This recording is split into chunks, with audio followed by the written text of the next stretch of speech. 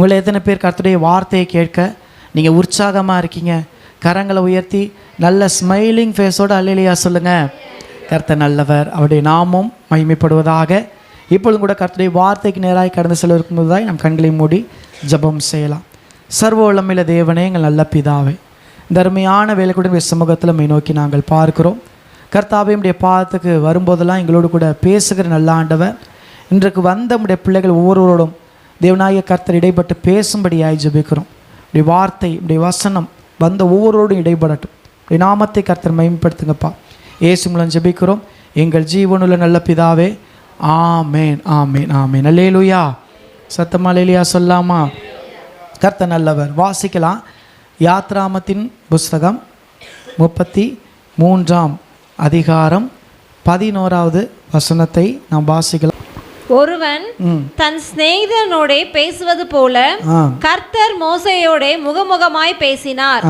பின்பு அவன் பாளையத்துக்கு திரும்பினான். நூனின் குமாரனாகிய யோசுவா என்னும் அவனுடைய பணிவிடைக்காரனாகிய வாலிபன் ஆசரிப்பு கூடாரத்தை விட்டு பிரியாதிருந்தான். இங்கு பார்க்கிறோம், அதாவது ஒரு சிநேகிதனோடு பேசுவது போல கர்த்தர் மோசையோடு கூட பேசினார். தேவனோடு உறவாடுகிற ஒரு மோசையை இங்கே பார்க்கிறோம். அடுத்த வசனம் சொல்லுகிறது, அவருடைய பணிவிடைக்காரனில் ஒருவனான வாலிபன். அநேக பணிவிடைக்காரர்கள் மோசேக்கு இருந்திருக்கலாம். அந்த பணிவிடைக்காரரில் ஒரு வாலிபன், அந்த வாலிபன் என்ன செய்கிறான்னா, ஆசரிப்பு கூடாரத்தை விட்டு பிரியாது இருந்தான். இன்றைக்கி தேவ சமூகம், கர்த்தருடைய பிரசன்னத்தை சார்ந்த வாழ்வு என்பது அது மிகவும் ஆசீர்வாதமான ஒரு வாழ்க்கை. இந்த உலகத்தில் முதலாவது தேவன் ஆதாம் ஏவாளை சிருஷ்டித்தார். அவங்க தேவனோடு நடந்து கொண்டிருந்தாங்க. எந்த பிரச்சனையும் இல்லாத ஒரு வாழ்க்கை, சகலமும் அங்கே கிடச்சிச்சு அந்த தோட்டத்துக்குள்ளார. ஒவ்வொரு சாயங்கால குளிர்ச்சியான வேளையிலும் தேவன் வருவார், அவர்களோடு கூட உறவாடுவார். நல்ல ஒரு கம்ஃபர்டபுள் லைஃப், எந்த பிரச்சனையும் இல்லாத அளவிற்கு பயணிக்கிற அருமையான ஒரு வாழ்வு. அவங்களுடைய வாழ்க்கையில் தேவ பிரசன்னத்தையும் தேவனுடைய சமூகத்தையும் விட்டு பிரிக்கக்கூடிய, தேவனுக்கு வார்த்தைக்கு உகந்த செயலல்லாத ஒரு காரியத்தை செய்தது நிமித்தமாக அப்படிப்பட்ட அருமையான வாழ்வை முழு மனுக்குலமும் இழந்து போணுச்சு. இன்றைக்கி நம்முடைய வாழ்க்கையிலும் கூட தேவ பிரசன்னமும் தேவ சமூகமும் இணையற்ற ஆசீர்வாதத்தை தரக்கூடிய ஒன்று. இதில் தான் எல்லா ஆசீர்வாதமும் இருக்குது. ஆண்டவரோடு இருக்கிற உறவு, தேவனோடு நடக்கிற அனுபவம், இதில் இருக்கிற ஆசீர்வாதம் வேறு எதுலேயுமே இல்லை. வேதம் அழகாய் சொல்லுகிறது. சங்கீதம் 16ஆம் சங்கீதம் 11வது வசனத்தில் பார்த்தோம்னா, சங்கீதம் 16:11 சொல்லப்பட்டிருக்கு, உம்முடைய சமூகத்தில் பரிபூரண ஆனந்தமும் உமது வலது பரிசத்தில் நித்திய பேரின்பமும் உண்டு. ஆண்டுடைய சமூகத்தில் என்னவா? பரிபூரண ஆனந்தம். அவருடைய வலது பரிசத்தில் நித்திய பேரின்பம். இன்னைக்கு தேவன் தருகிற சந்தோஷம், அந்த உலகத்தில் எந்த மனுஷனாலும் கொடுக்க முடியாத சந்தோஷம். இந்த உலகத்தில் தேவன் அல்லாதபடிக்கு நமக்கு கிடைக்கிற அநேக சந்தோஷ நிகழ்வுகள் உண்டு. இன்றைக்கி உலகத்தில் பார்க்குறோம், சிலருக்கு மதுபானங்களை குடிக்கிறதுனால சந்தோஷம், இன்னும் சிலருக்கு உல்லாசமான வாழ்க்கை வாழ்கிறதுனால சந்தோஷம்.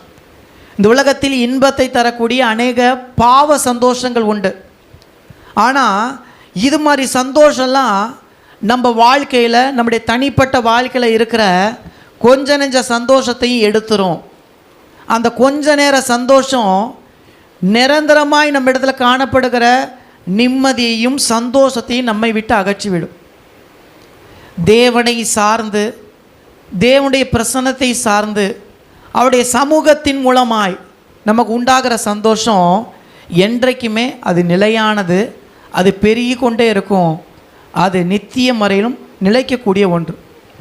இன்றைக்கி ஆண்டுடைய பிரசன்னமும் சமூகமும் முதலாவது நமக்கு தரத்தக்க ஆசீர்வாதம்னா, நிகரற்ற இப்படிப்பட்ட மகிழ்ச்சியை, சந்தோஷத்தை கர்த்தர் வைத்திருக்கிறார். இந்த உலகம் கொடுக்கவும் இந்த உலகத்தால் எடுக்கவும் முடியாத சந்தோஷம். எத்தனை பேர் கர்த்தருடைய பிரசன்னத்துக்குள்ளாய் அப்படிப்பட்ட மகிழ்ச்சியை நான் உணர்றேன் அப்படின்னு சொல்கிறவங்க கரங்களை உயர்த்தி அல்லேலூயா சொல்லுங்க பார்க்கலாம்.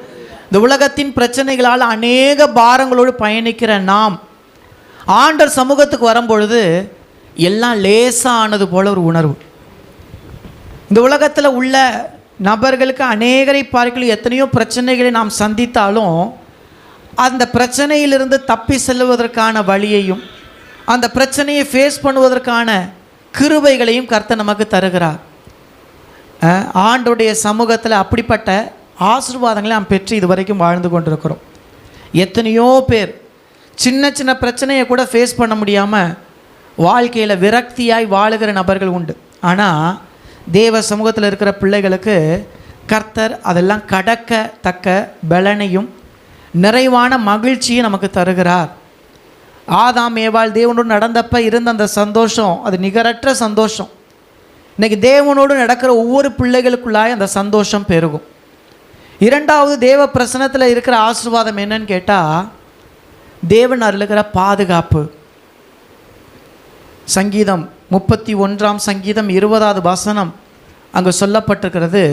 சங்கீதம் 31:20 பார்த்தோம்னா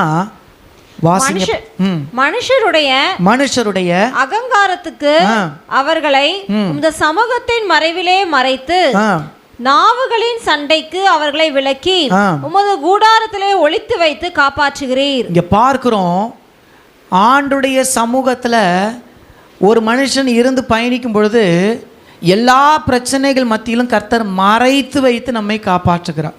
நாவுகளின் சண்டை சில துஷ்டருடைய பெரிய போராட்டமான சூழ்நிலைகளாக இருக்கலாம். அதை மேற்கொள்ளத்தக்கதாக தேவன் கிருபை தருகிறார். தேவனுடைய சமூகத்தில் இருந்த அந்த மோசே கொல்லத்தக்கதாய் ஒரு மிகப்பெரிய ராஜாவாக இருக்கிற பார்வோனுக்கு முன்பதாக போய் நிற்கிறார். நினச்சிருந்தா என்ன பண்ணியிருக்கலாம், உடனடியாக பார்வோன் வந்து இந்த மோசையை கொண்டு போட்டிருக்கலாம். அதற்கு தான் ஃபஸ்ட்டு ஒரு பயப்படுறாரு, நான் எப்படி பார்வோன் இடத்துல போய் நான் நிற்பேன். அப்போ ஆண்டு சொல்ல, நான் உன்னோடு கூட இருக்கிறேன் நீ போ. அப்போ தைரியமாக போய் பார்வோனுக்கு முன்பதாய் நிற்கிற மோசையை பார்க்குறோம். தேவ சமூகத்தில் நின்றது நிமித்தமாய் உலகத்தின் அதிகாரத்துவத்தின் அந்த அதிகாரங்கள்லாம் தோற்று போகிறத பார்க்குறோம். அவ்வளோ ஒரு ஹை பொசிஷனில் இருக்கிற பார்வோன் கூட மோசேக்கு விரோதமாய் இஸ்ரவேல் ஜனத்துக்கு விரோதமாய் பெரிதாய் எதுவும் செய்ய முடியாமல் தோற்று போகிறதை பார்க்குறோம். இன்றைக்கி நம்முடைய வாழ்க்கையிலும் கூட தேவ சமூகத்தில் நிற்கிற கர்த்தருடைய பிரசன்னத்துக்குள்ளாய் ஜீவிக்கிற மனுஷனுடைய வாழ்க்கையில் எத்தனை எதிரான காரியங்கள் சக்திகள் வந்தாலும் கர்த்தர் எல்லாவற்றிலிருந்து நம்மை பாதுகாக்க வல்லவராக இருக்கிறார். இன்னொரு இடத்துல சொல்லும் பொழுது, உம்முடைய சமூகத்தின் ரட்சிப்பு நிமித்தம் நான் என்ன செய்வேன், உம்மை துதிப்பேன், இன்னும் உம்மை துதிப்பேன்னு சொல்லி சங்கீதம் 42:5 தாவீது சொல்லுகிறார். தேவ சமூகத்தில் ரட்சிப்புனா என்ன, தெய்வீக பாதுகாப்பு. இன்றைக்கி ஆண்டவர் நம்ம எல்லாவற்றிலிருந்து நம்மை பாதுகாக்கிறவராக இருக்கிறார். அவர் உன்னை எல்லா தீங்குக்கும் விலக்கி காப்பார். கர்த்தர் உன்னை எல்லா பயத்துக்கும் நீங்களாக்கி ரட்சிப்பார். இன்றைக்கி நம்முடைய வாழ்க்கையில் தேவ பிரசன்னத்தோடு இணைந்து பயணிக்கும் பொழுது பெரிய பாதுகாப்புக்குள்ளாய் நாம் இருக்கிறோம். இன்றைக்கி ஆண்டுடைய பிரசன்னத்தை விட்டு விலகும்போது நாம் தெய்வீக பாதுகாப்பை இழக்கிறோம், ஆண்டுடைய பாதுகாப்பை இழந்து போகிறோம். இப்படி தேவன் யாரையும் தண்டிக்கிறவர் அல்ல. இந்த உலகத்தில் உண்டான எல்லா மக்களும் அவருடையவர்கள். கிறிஸ்தவர்கள் என்று அல்ல. இந்த கிறிஸ்தவர்கள் என்ற டைட்டில் அது மனுஷன் கொடுத்தது. இந்த உலகத்தில் மனுஷனாய் பிறந்த எல்லாருக்கும் அவர் தேவனாக இருக்கிறார். எல்லாரையும் ஆசீர்வதிக்க விரும்புகிறார், எல்லாரையும் வாழ வைக்க விரும்புகிறார், எல்லாரையும் மேன்மைப்படுத்த விரும்புகிறார். ஆனால் அத்தகைய ஆசீர்வதிக்கிற தேவனுடைய கரத்தை விட்டு விலகி செல்லுகிற ஒரு மனுஷன், அவன் கிறிஸ்தவனாக இருந்தாலும் மதத்தின் அடிப்படையில் அவன் எப்படிப்பட்டவனாக இருந்தாலும் தேவ சமூகத்தை விட்டு விலகிற ஒரு மனுஷனை தேவனால் காப்பாற்றவும் ஆசீர்வதிக்கவும் முடியாது. காரணம், அவன் பிசாசுக்கிட்ட போய் தன்னை சிக்க வைத்து கொள்கிறான், தேவனுடைய கரத்தை விட்டு கடந்து போகிறான். தேவனுடைய ஆசீர்வாதத்துக்கு தூரமாக போயிடுறான். அதனால அவரால் அந்த ஆசீர்வாதத்தை கொடுக்க முடியலை. இன்றைக்கி அநேக நேரங்களில் நாம் நம்ம பிள்ளைகிட்ட சொல்லுவோம், நான் நல்ல ஸ்கூலில் சேர்க்கலாம் பாஸ்டர், டியூஷன் அனுப்பலாம், ஃபீஸை கட்டலாம், எல்லாம் வாங்கி தான் கொடுக்கலாம், ஆனால் யார் தான் படிக்கணும்? அந்த பிள்ளைங்க படித்தா தானே பாஸ்டர் நல்ல நிலைமைக்கு வர முடியும். அதே போல தான் தேவன் எல்லாவற்றையும் நமக்கு ஆயத்தப்படுத்தி கொடுத்தாலும் நம்முடைய வாழ்க்கையின் முழுமையான ஆசீர்வாதத்தை நாம் தான் எடுத்துக்கொள்ளணும். தேவனை விட்டு தூரம் செல்லுகிற நபர்கள் யாராக இருந்தாலும் அவங்க தேவ பாதுகாப்பை இழந்து பாதிக்கப்படுறாங்க. அது பாஸ்டராக இருந்தாலும், கிறிஸ்தவன் என்ற மதத்தை சார்ந்தவனாக இருந்தாலும், அவங்க யாராக இருந்தாலும் சரி, இன்றைக்கி தேவ சமூகம், கர்த்தருடைய வார்த்தை, தேவ பிரசன்னம் இதற்குட்பட்டு வாழும் பொழுது தான் ஆசீர்வாதம். இன்றைக்கி தேவ சமூகத்தை விட்டு விலகிற ஒவ்வொரு மனுஷனுக்குள்ளாரையும் பயம் என்கிற ஒன்று சூழ்ந்து கொள்ளும். எவ்வளோ தான் சமாளித்து வாழத்தக்க நிலைமையாக இருந்தாலும் எதிர்காலத்தை குறித்த பயம், தன்னுடைய வாழ்க்கையை குறித்த பயம். இந்த பயம் யாருக்கு இருக்குன்னு கேட்டிங்கன்னா, ஆண்டவரோடு சார்ந்து இல்லாதபடி. இன்றைக்கி அநேக நேரங்களில் நமக்கு 1000 படிப்பு இருக்கலாம், நமக்கு 1000 திறமைகள் இருக்கலாம், நமக்கு பெரிய பதவிகள் இருக்கலாம். ஆனால் இதெல்லாம் ஒரு புறம் இருந்தாலும் ஒரு மனுஷனுடைய வாழ்க்கையில் தேவன் அருளுகிற ஆசீர்வாதம் இல்லைன்னா ஒருவித பயம் எப்பயுமே இருந்துக்கிட்டு இருக்கும். இன்றைக்கி எத்தனையோ கோடீஸ்வரர்கள் கோடியாக என்ன இருக்குது, பணம் செல்வம் குமிஞ்சு கிடந்தாலும் பயந்து பயந்து வாழுகிற நபர்கள் எத்தனையோ பேர். எதற்கெல்லாம் பயப்படுறான்? அவன் சரீர வியாதிக்கு பயப்படுறான். இடையில போட்டு செக் பண்ணிக்கலாம், பிபி எவ்வளோ இருக்குது, சுகர் மிஷினை வாங்கி வீட்டிலேயே வச்சுக்கிட்டு டெஸ்ட் பண்ணிக்கிட்டே இருக்கிறான். ஒரு மாதிரி படபடன்னு இருக்குது, செக் பண்ணி பார்ப்போம். தன்னுடைய சரீர ஆரோக்கியத்தை குறித்த பயம். வீட்டுக்கு உள்ளார ஒரு நாய், பால்கனியில் ஒரு நாய், வெளியில் கேட்டுக்கிட்ட ஒரு நாயின்னு சொல்லி, இது இல்லாமல் ஒரு வாட்ச்மேன், எல்லாம் போட்டு சம்பளத்தை கொடுத்தது நாயை மெயின்டைன் பண்ண எவ்வளோ பணத்தை செலவு பண்ணி, இதெல்லாம் இருந்தாலும் படுக்கறையில் தூங்காமல் உட்காந்துக்கிட்டு இருக்கிறான். காரணம், தான் சேர்த்துருக்கிற சொத்து குறித்த பயம். எவனாவது வந்து அள்ளிட்டு போயிடுவானோ. எல்லாம் இருந்தும் நிம்மதி இல்லாமல் பயந்து பயந்து வாழுகிற எத்தனையோ நபர்கள் இந்த உலகத்தில் உண்டு. இன்றைக்கி தேவனை சார்ந்திருக்கிற ஒரு மனுஷனுக்கு பயத்துக்கு கர்த்தர் நீங்களாக்குகிறார். வேதம் சொல்லுகிறது, அவர் திட நம்பிக்கையும் தைரியத்தையும் நமக்கு தருகிறார். அதுவும் குறிப்பாக புதிய ஏற்பாட்டு நாட்களில் வாழ்கிற நமக்கு தேவ சமூகத்தை நெருங்கத்தக்கதான சாக்கியத்தை கர்த்தர் தந்திருக்கிறார். ஒரு நாட்களில் தேவனை நெருங்குவதற்கே ஒரு பயம் இருந்தது.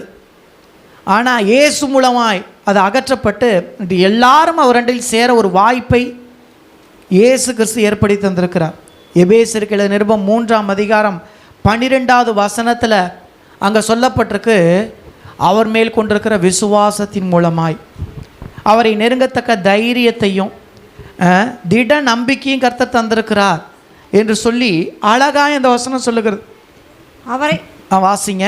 அவரை பற்றும் விசுவாசத்தால் அவருக்குள் நமக்கு தைரியமும் திட நம்பிக்கையோட தேவனிடத்தில் சேரும் ஸ்லாக்கியமும் உண்டாயிருக்கிறது. திட நம்பிக்கையோட தேவனிடத்தில் சேரும் ஸ்லாக்கியம். இன்னைக்கு நம்முடைய வாழ்க்கையில் ஆண்டவரை சார்ந்து பயணிக்கிறவங்களுக்குள்ளார ஒரு தைரியத்தை ஆண்டவர் தருகிறார். என்ன பிரச்சனை வரும் பார்த்துடலாம். கரங்களை உயர்த்த இல்லையா சொல்லாமா? ஒரு மனுஷனுடைய தன்னம்பிக்கை என்பது ஒரு கட்டத்தில் தோர்த்து போகும். ஆனால் தேவன் மேல் உள்ள நம்பிக்கை என்பது கடைசி வரையில் நம்மை வாழ வைக்கும். இன்னைக்கு தன்னை நம்புவது ஒரு புறத்தில் நல்லது என்று உலகம் சொன்னாலும், தன்னை நம்புவதல்ல, தேவனை நம்புவது. நம்மை படைத்த ஆண்டவரை சார்ந்து பயணிக்கும் பொழுது மிகப்பெரிய ஆசீர்வாதங்களை தேவன் தர வல்லவராக இருக்கிறார். ஒரு மனுஷன் வேதம் தெளிவாய் சொல்லுகிறது இல்லாமல் சில ஒரு ஊழியருடைய ஒரு வார்த்தை, அவர் என்ன சொல்கிறாருன்னா, ஒரு மனுஷன் தேவ பிரசன்னத்தை விட்டு விலகிறானா, ஒன்று அவன் பாவத்துக்கு இடம் அளிக்கிறான், இல்லை ஒரு மனுஷன் பாவம் செய்கிறவனாக இருக்கிறான் என்றால் ஆட்டோமேட்டிக்காக தேவ பிரசன்னத்தை விட்டு அவன் விலகி விடுவான். இன்றைக்கி அநேக சூழ்நிலையில் நமக்குள் வருகிற தேவனுக்கு பிரியமில்லாத செயல்கள் நம்ம என்ன பண்ணிடும், ஆண்டரை விட்டு பிரிச்சிடும்.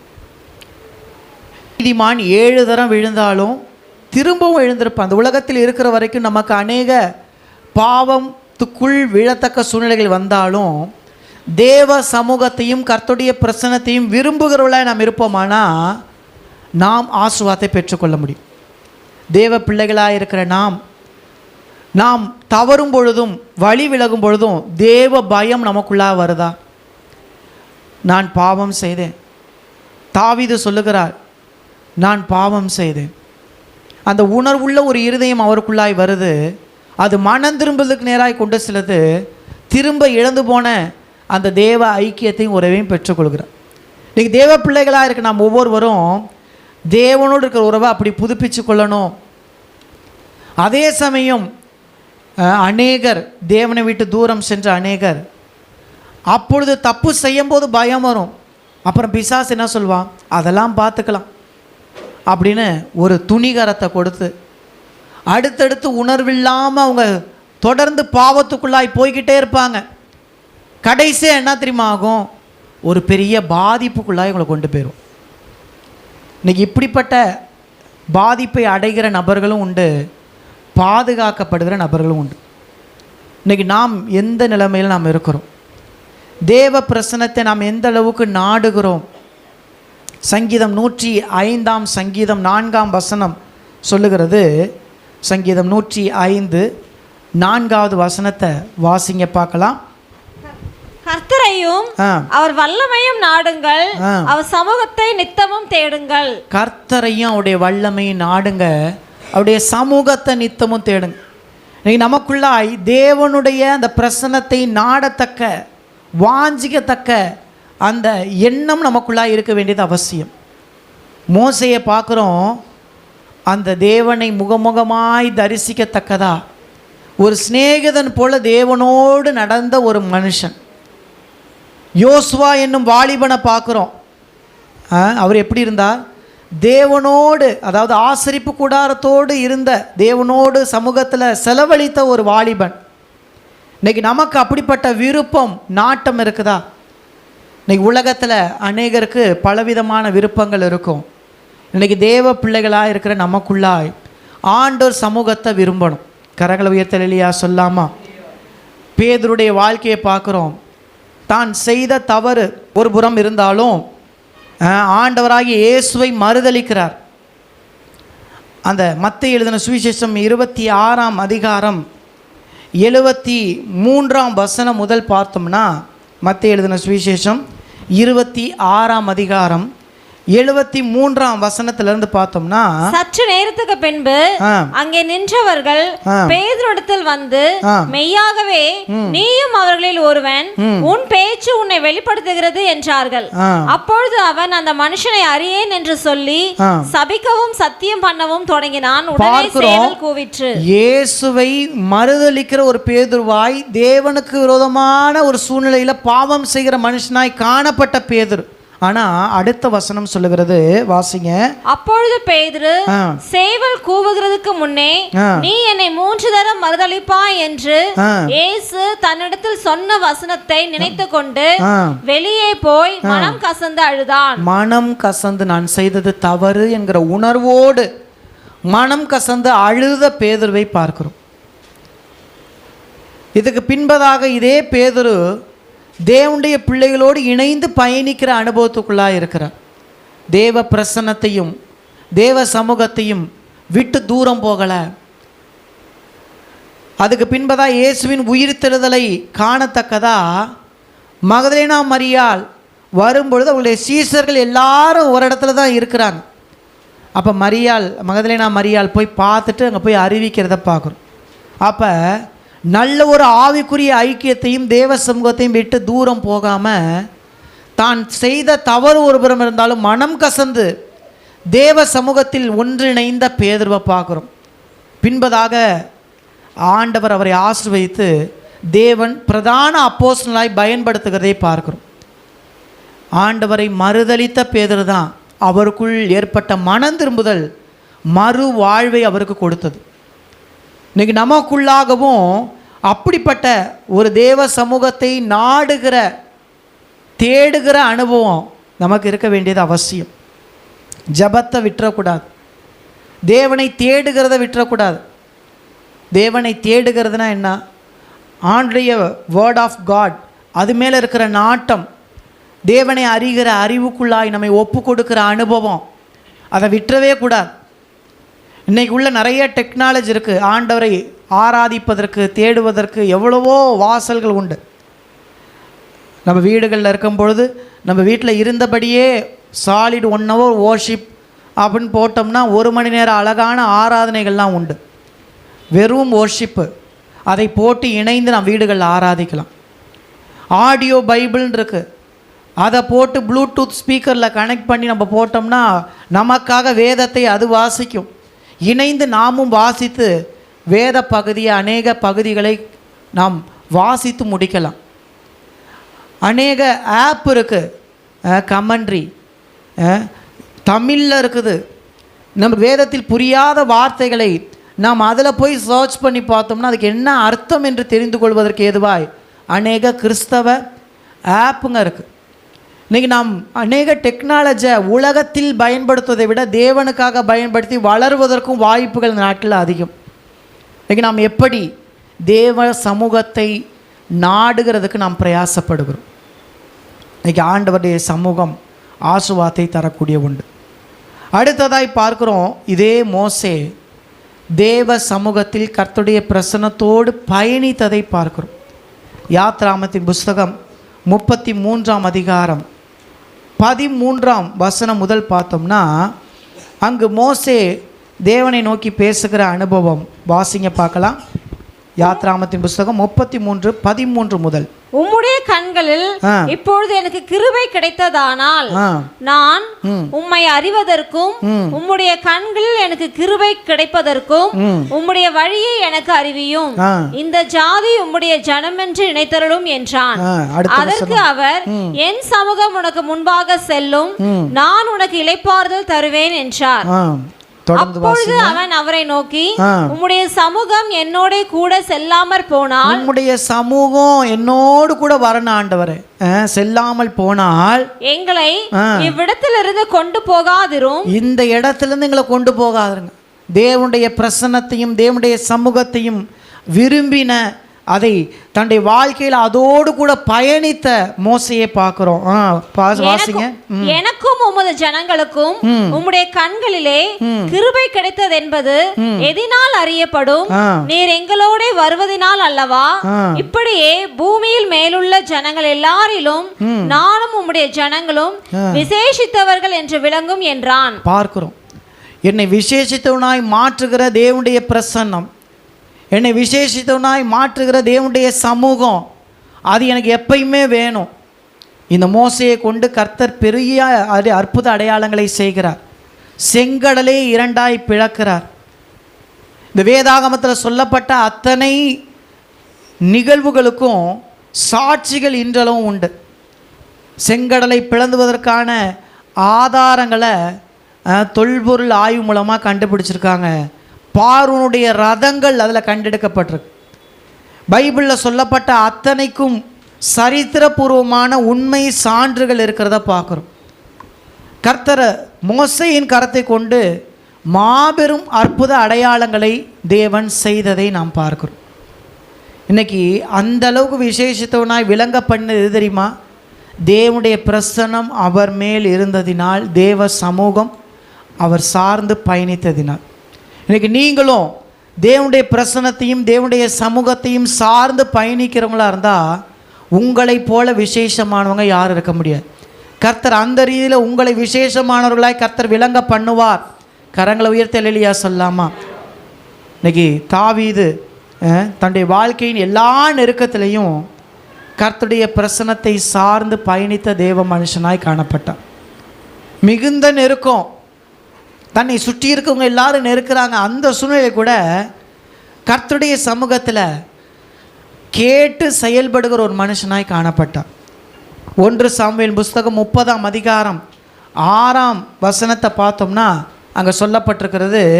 1 சாமுவேல் 30ஆம் அதிகாரம் 6ஆம் வசனம் வாசிங்க பார்க்கலாம். தாவீது மிகவும் நெருக்கப்பட்டான். சகல ஜனங்களும் தங்கள் குமாரர் குமாரத்திகளின் நிமித்தம் மன கிளேசமானதினால் அவனை கல்லெறிய வேண்டும் என்று சொல்லிக் கொண்டார்கள். கல்லெறிந்து அந்த அளவுக்கு ஒரு நெருக்கம். தொடர்ந்து 8வது வசனத்தை வாசிங்க. தாவீது கர்த்தரை நோக்கி, நான் அந்த தண்டை பின்தொடர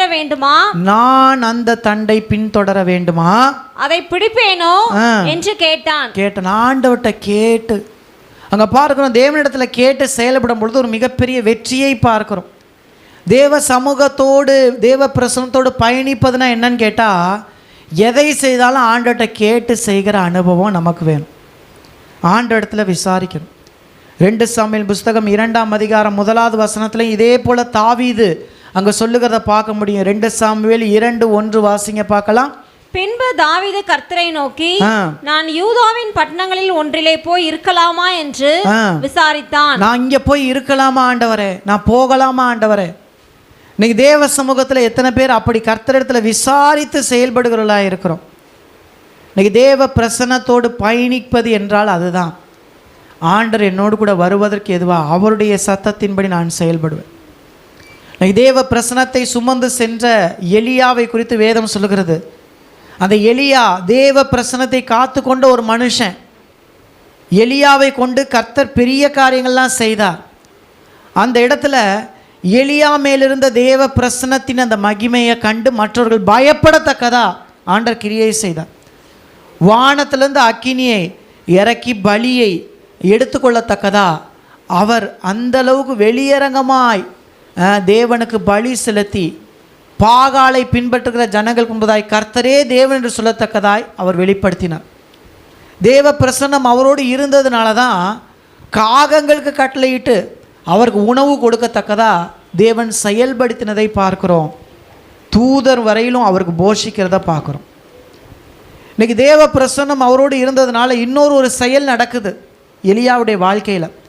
என்னன்னு கேட்டால், ஒரு ராஜா, இஸ்ரவேலின் யூத தேசத்தின் ஒரு ராஜா என்ன பண்ணுறாரு, ஒரு அந்நிய தேவனிடத்தில் போய் விசாரிக்கத்தக்கதா தான் பிரச்சனைக்கு தீர்வை கேட்டுட்டு வான்னு சொல்கிறார்.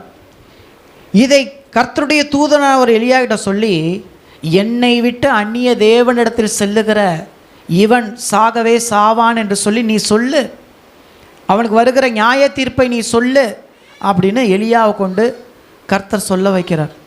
அந்த சம்பவத்தை 2 ராஜாக்கள் புஸ்தகம் 1ஆம் அதிகாரத்தில் நம்ம பார்க்குறோம். நம்ம இது என்ன காரியம், அதாவது அந்த ராஜாவுடைய பேர் அகசியா என்னும் ராஜா. இந்த ராஜா என்ன பண்ணுறான், ஒரு இடத்துலேருந்து விழுந்து அவன் வியாதிப்பட்டு படுக்கையில் இருக்கிறான். அதை வாசிங்க பார்க்கலாம். 2 ராஜாக்கள் புஸ்தகம் 1ஆம் அதிகாரம் 1வது வசனத்தை வாசிங்க.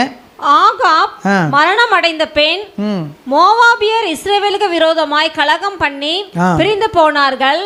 அகசியா சமரியாவில் இருக்கிற தன் மேல் வீட்டிலிருந்து கிராதியின் வழியாய் விழுந்து வியாதிப்பட்டு இந்த வியாதி நீங்கி பிழைப்பேனோ என்று எக்ரோனின் தேவனாகிய பாகால் சேபூப் இடத்தில் போய் விசாரிங்கள் என்று ஆட்களை அனுப்பினான். பார்க்கிறோம், கிராதியிலிருந்து விழுது. அது கிராதியிலிருந்து விழுதுன்னா அது ஜன்னல் மாதிரி இடமா என்னன்னு தெரியல. அதுலேருந்து உளுந்து நான் பிழைப்பேனோன்னு தெரிலையே அப்படின்னு அந்நிய தேவனிடத்தில் போய் விசாரிச்சுட்டு வா.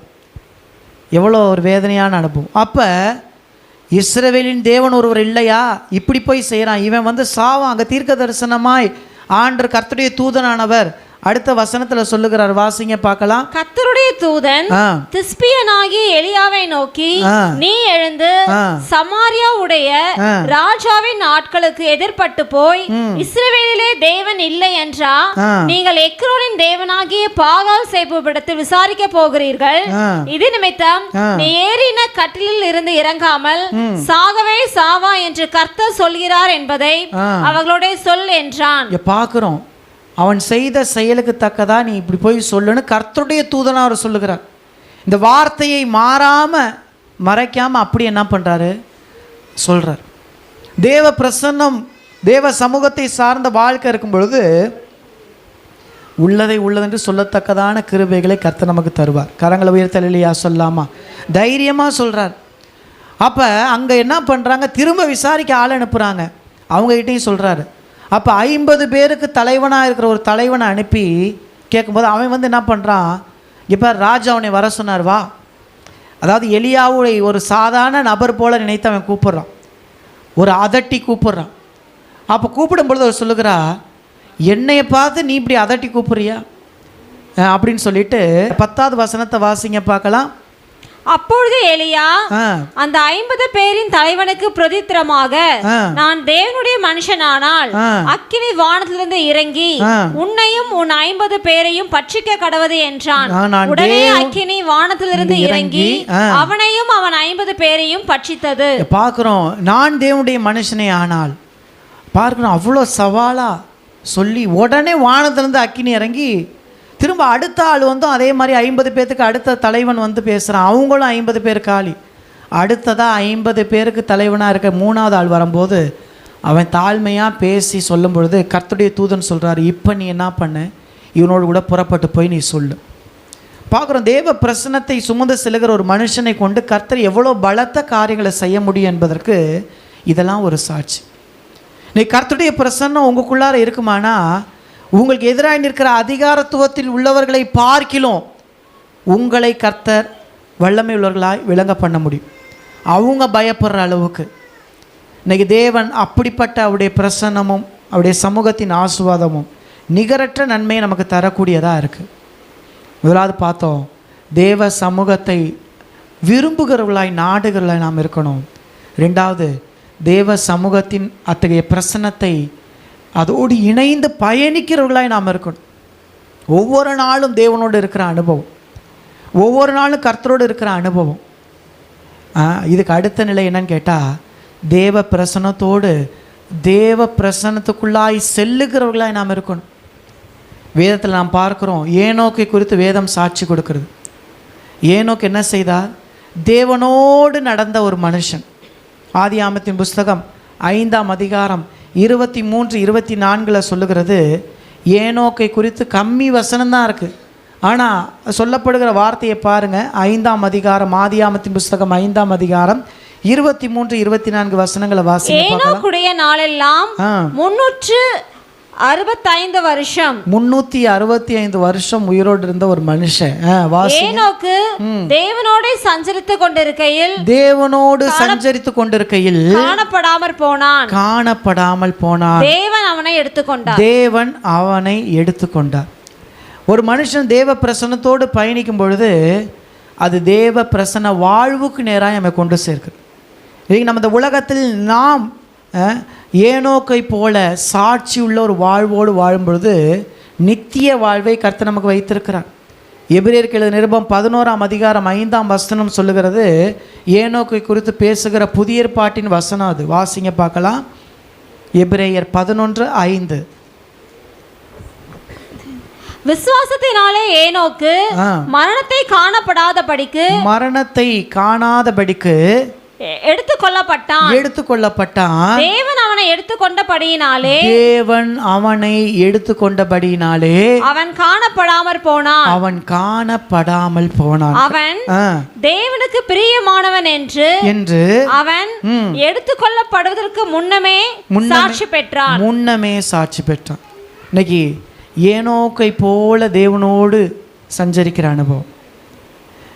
1 கொரிந்தியர் புஸ்தகம் 15ஆம் அதிகாரம் சொல்லுகிறது, இயேசு கிறிஸ்துடைய ரகசிய வருகையை குறித்து அங்கே பேசுகிறது. இன்றைக்கி சபை எடுத்துக்கொள்ளப்படுகிற நாள் வரப்போகுது. ஏனோக்கு சபை எடுத்துக்கொள்ளப்படுவதற்கான முன்னடையாளம். இயேசு இந்த உலகத்தில் வரப்போகிறார். இயேசுடைய வருகை சமீபம். இயேசு சொன்ன எல்லா அடையாளங்களும் நடந்து கொண்டிருக்கிறது. கடந்த நாட்களில் பார்க்குறோம், ஜப்பான்லலாம் என்ன கடுமையான நிலநடுக்கங்களை பார்க்குறோம். அநேக வீடுகள்லாம் இடிஞ்சு விழுந்துருச்சு. ஆண்டவர் சொன்னார், அநேக இடங்களில் பூமி அதிர்ச்சிகள், பூகம்பம் இதெல்லாம் கேள்விப்படுவீங்க. ஜனத்துக்கு விரோதமாய் ஜனம், ராஜ்யத்துக்கு விரோதமாய் ராஜ்யம் எழும்பும். யுத்தங்கள் செய்திகளை கேள்விப்படுவீங்க. ஒரே யுத்தம் நடந்துக்கிட்டு இருக்குது. பாகிஸ்தான் இந்தியா யுத்தம் ஒருபுறம், இலங்கை தமிழர்கள் யுத்தம் இன்னொரு புறம், அப்புறம் உக்ரைன் ஈரான் யுத்தம் இன்னொரு புறம், அப்புறம் அதாவது இஸ்ரேல் பாலஸ்தீனா யுத்தம் ஒரு புறம். பாருங்கள் எத்தனை யுத்தம் வந்துருச்சு பாருங்கள். அப்புறம் என்னது, சீனா அமெரிக்கா அங்கே யுத்தம் இருக்குது. நார்த் கொரியா சவுத் கொரியா, இதில் இன்னும் சொல்லப்போனால் கொரியாவோடு எதிர்முகமாக இருக்கிற அமெரிக்கா. இது மாதிரி இப்படி மாதிரி யுத்தம் பண்ணுகிற நாடுகள் என்று ஒரு லிஸ்ட்டு போட்டால் ஒரு 40 நாடை போடலாம். அந்தளவுக்கு இன்றைக்கி யுத்தம் என்ன ஆயிடுச்சு, பெருகிக்கிட்டு இருக்குது. இன்றைக்கி யுத்தங்கள் செய்திகளை கேள்விப்படுவீங்க. கொள்ளை நோய் வரும், அநேக காரியங்கள், அன்பு தணிந்து போகும், எல்லாம் நடந்துக்கிட்டு இருக்கிறத பார்க்குறோம். இதெல்லாம் இயேசுவுடைய வருகைக்கு அடையாளம். 1 கொரிந்தியர் புத்தகம் 15ஆம் அதிகாரம் 51ஆம் வசனத்தை வாசித்தோமான அங்கே சொல்லப்பட்டிருக்கிறது. ஒரு ரகசியத்தை உங்களுக்கு அறிவிக்கிறேன், நாம் எல்லாரும் நித்திரை அடைவதில்லை, ஆகிலும் கடைசி எக்காலம் தொனிக்கும் போது ஒரு நிமிஷத்திலே ஒரு இமை பொழுதிலே நாம் எல்லாரும் மறுரூபமாக்கப்படுவோம். கடைசி எக்காலம் தொனிக்கும் பொழுது ஆண்டவர் தூதர்களோடு அவர் வான மேகங்கள் நடுவில் வருவார். எக்கால தொனி கேட்கும். அந்த கடைசி எக்காலம் தொனித்த உடனே ஒரு ஃப்ராக்சர் ஆஃப் செகண்ட், அது என்னன்னு கேட்டிங்கன்னா ஒரு நொடி என்பது கூட அதிகம். இதுதான், ஒரு நொடிக்கும் அடுத்த நொடிக்கும் இவ்வளோ கேப் இருக்குது. ஒரு ஃப்ராக்சர் ஆஃப் செகண்ட்னா ஒரு இமை பொழுதில் அப்படின்னா ஒரு நொடியை 20 பிரிக்கிறது. கண் ஒரு நொடிக்குள்ளார எத்தனை தடவை நீங்கள் கண்ணை மூடி திறந்துடலாம். எப்படின்னு நம்ம அடுத்த நொடி வருதில்ல, அதுக்குள்ளாடி எத்தனை தடவை நீங்கள் கண்ணை மூடி திறக்க முடியும். அப்படி ஒரு இமை பொழுதில் என்ன ஆயிருமா, நாம் அவரோடு கூட எடுத்துக்கொள்ளப்படுவோம். இயேசுடைய வருகை மிக சமீபம். ரொம்ப ஒரு இமை பொழுதில் நாம் என்ன செய்வோம், மறுரூபம் ஆவோம். தொடர்ந்து வாசிங்க. எக்காலம் தொனிக்கும், அப்பொழுது மரித்தோர் அழிவில்லாதவர்களாய் எழுந்திருப்பார்கள். மரித்தவர்கள் முதலாவது அழிவில்லாதவர்களாய் எழுந்து போவாங்க.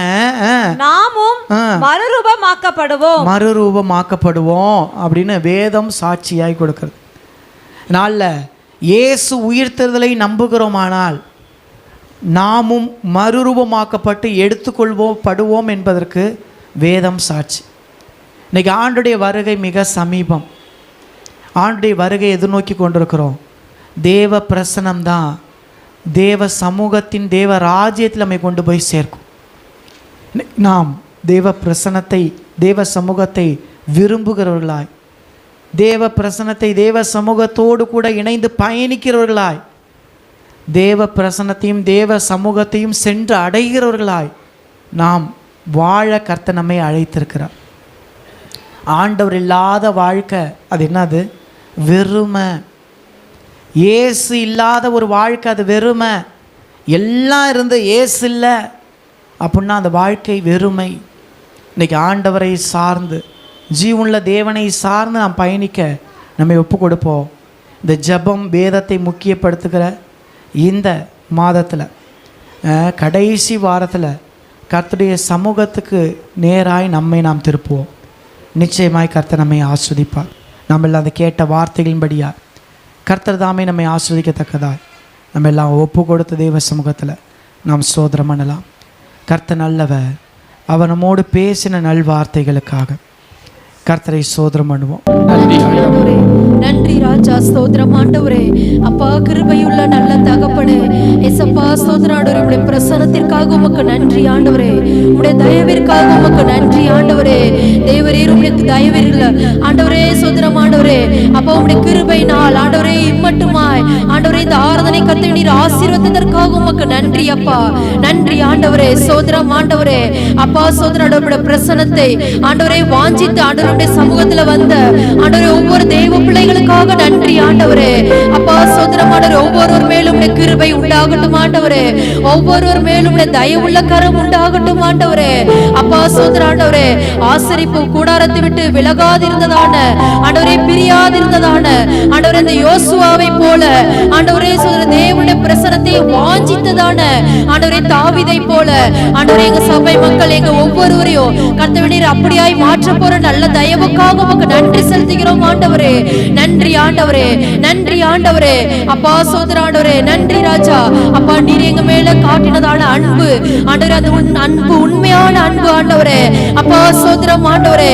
உண்மை போல ஆண்டவரே எங்களையும் நீர் மாற்றுவீராக ராஜா. ஏசப்பா ஸ்தோத்திரம் ஆண்டவரே. எங்களுக்காக கல்வாரி சிலுவையில ஜீவனை தந்ததான அப்பா உண்மையான அந்த அன்பை ஆண்டவரே நாங்கள் பற்றி கொண்டு இயேசுவையே பின்னோக்கி செல்கிறவர்களாய் ஆண்டவரே, இயேசுவையே பின்பற்றி செல்கிறவர்களாய் ஆண்டவரே எங்க ஒவ்வொருவரையும் மாற்றும்படியாய் ஜெபிக்கிறோம் ஆண்டவரே. அப்பா ஸ்தோத்திரம் ஆண்டவரே. அப்பா இந்த ஆராதனைக்கு வந்த ஒவ்வொருவருக்காக நன்றி ஆண்டவரே. நன்றி ராஜா. ஆண்டவரே ஒவ்வொருவருடைய இருதயத்தில் இருக்கிறதான பாரங்கள் ஆண்டவரே, அங்கலாய்ப்புகள் எல்லாவற்றையும் கர்த்தவே நீ நீக்கி அருளும்படியாய் ஜெபிக்கிறோம் ஆண்டவரே. நன்றி அப்பா, நன்றி ஆண்டவரே. அப்பா உம்முடைய பிள்ளைகளுடைய ஜெபங்கள் ஆண்டவரே, விண்ணப்பங்கள் எல்லாம் கர்த்தவே உம்முடைய ஆண்டவரே ஸ்தோத்திரம்ப்பா, உம்முடைய சந்நிதியில் ஆண்டவரே தூபம் போல வந்து கொண்டிருப்பதற்காக நன்றி ஆண்டவரே. அப்பா ஸ்தோத்திரம் ஆண்டவரே. ஒவ்வொருவருடைய கண்ணீருக்கும் ஆண்டவரே ஸ்தோத்திரம் ஆனந்த களிப்பை ஆண்டவரே நீ தந்தருளும்படியாய் ஜெபிக்கிறோம் ஆண்டவரே. ஆண்டவரே உம்முடைய சமூகத்துல காத்திருக்கிறவர்கள், தேவனுடைய சமூகத்தில் ஆண்டவரே அதிகமாய் ஜெபிக்கிறவர்கள் ஆண்டவரே, ஒவ்வொருவருக்கு கர்த்தவே நீர் பதிலை தந்தருளும்படியாய் ஜெபிக்கிறோம் ஆண்டவரே.